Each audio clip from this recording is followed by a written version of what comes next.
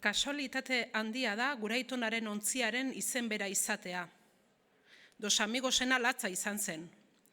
Esan, 1830ko udazkenean Black Joke Britaniar armadako barkuak Dos Amigos esklabo ontzia harrapatu zuen Fernando Po irlatik gertu.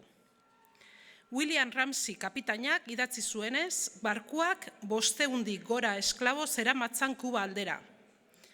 Musika delako bat zen Dos Amigoseko kapitaina. Barkatu etena, ze izen esan duzu? Musika. Euskalduna ematen du.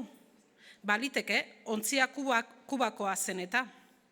Dena dela jarraitu kontatzen mesedez. Ados.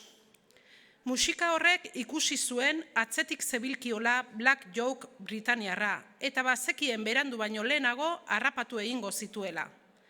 Harrapatua ez izateko, musikak erabaki zuen pisua galdu behar zutela.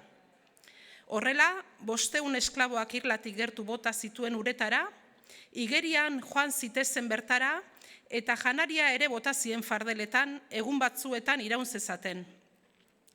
Musikaren asmoa garbia zen.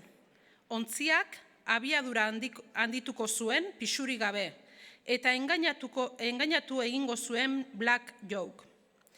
Behin arrastoa galduta, Fernando Poora itzuliko zen, esklaboak hartu eta Kubara eramateko. Merkantzia balira bezala, alaxe ziren haientzat, baina utzi bukatzen. Black Joke azkarregia zen eta irlatik ateratzen ari zela harrapatu zuen Dos Amigos.